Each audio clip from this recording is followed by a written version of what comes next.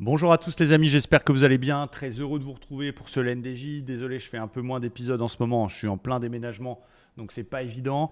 Aujourd'hui, je tenais à le faire parce qu'on est sur une journée extrêmement importante. Vous avez vu, vous avez la BCE aujourd'hui, donc la Banque Centrale Européenne, qui donnera sa décision concernant les taux d'intérêt en zone euro, qui très certainement devrait rester au même point. Elle devrait opter pour un statu quo. C'est surtout le discours de Christine Lagarde. Est-ce qu'elle va annoncer des baisses de taux plus tôt que prévu? La dernière fois, c'était plutôt pour cet été. C'est ça qui va être important. On a aussi pas mal de statuts S, les ventes de logements, le PIB. Demain, on aura aussi évidemment un chiffre sur l'inflation américaine. Donc, c'est une semaine quand même assez tendue, avec en plus beaucoup de résultats d'entreprise, notamment Tesla, qui perd 7 ou 8% en pré-market. Donc, ça va être très très sport aujourd'hui. On a des indices qui restent quand même en tendance haussière si on continue nos analyses techniques au vu des graphiques et du DAX qui est quand même bien sorti hier avec une très belle bougie haussière de ce drapeau daily qui donne un objectif complètement fou moyen terme à 19 000. On verra, ça peut évidemment faire peur. C'est haussier. Voilà, donc je n'essaie pas de shorter ce marché personnellement.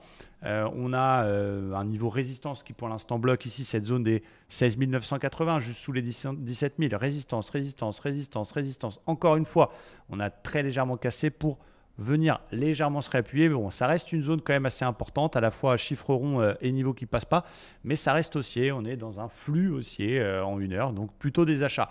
Évidemment, j'aimerais bien que cette espèce de drapeau soit pullbacké après les news BCE et donc voir pour des achats un peu plus tard, peut-être après-midi ou demain, dans la zone ici du pullback de l'espèce de drapeau daily qui a été cassé. Mais on aura évidemment la possibilité de payer si ça continue à monter et si ça se pète surtout le plus haut d'hier, donc au-dessus des 17 030. Donc j'ai pas de plan prêt à l'emploi, d'autant que l'OPR il est complètement merguez. On est sur un tout petit OPR dans une résistance, donc j'ai ni envie de payer sa intégration, ni envie de payer sa cassure.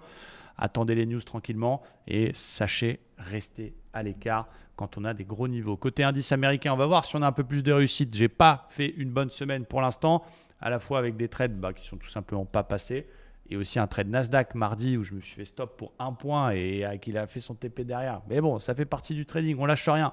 Le Nasdaq justement qui lui est tendance super haussière.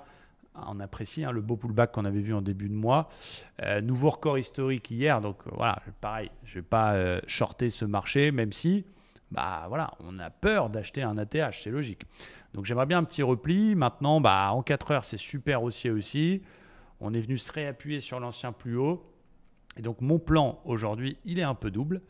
Tant que ça reste dans un flux haussier 1 heure, plutôt des achats. J'ai imaginé un petit OPR, on a des grosses news à 14h30. Si cet après-midi ça continue et qu'on casse par le haut, j'achèterai jusqu'à la TH. Je peux aussi acheter un retest de la fameuse zone de l'ancien plus haut 4 heures vers les 550-560 si on a un très beau signal. On replie un peu, on fait une fausse cassure, on a une bulle là-dedans, pourquoi pas.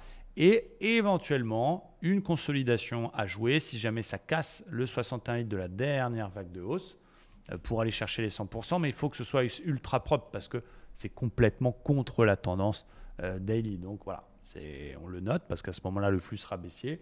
Il faudra y aller, mais ça fera flipper de shorter ce bulldozer. Donc mon plan préféré, c'est plutôt des achats dans cette zone-là ou des achats si on sort de l'OPR par le haut, par exemple, sans venir de nouveau retester la zone. Mais quand même, ce contre-plan, si c'est très propre, pour aller jouer un petit mouvement de consolidation. Du côté du Dow Jones, le plan, il est un petit peu plus technique. Pareil, haussier, proche de ses ATH. On a une espèce de petit oblique qui est sympa, là, qui a été pullbacké là, en pointillé, qui est quand même pas si mal. Donc ça, c'est plutôt propre, quasi au point près. Avec une polarité maintenant vers les 38 000, à la fois 2 fois résistance, à la fois 2 fois support. Donc, il est naturel que je surveille cette zone de polarité pour cet après-midi. Si on vient la retester, qu'on fait un super signal du Seigneur, je peux essayer de payer vers les 980. Et un plan contre-tendance, mes vendeurs dans le flux qui est très légèrement passé baissier. Si jamais, grâce ou à cause des news, on échoue, on repasse sous l'oblique, on pourrait essayer de faire des ventes sur des setups un peu plus standards. Voilà, ça va se jouer autour des 38 000. Pas de biais, même si la tendance elle est haussière, je suis plus à l'aise dans les achats. On fait attention, prudence avec ces news les amis. Et puis voilà, on n'oublie pas qu'un beau trade cet après-midi ou demain peut complètement inverser la donne et nous faire, au-delà de nous faire plaisir, nous donner du plus. Donc on reste focus sur l'excellence. Je vous souhaite une très belle séance et je vous dis à bientôt. Ciao!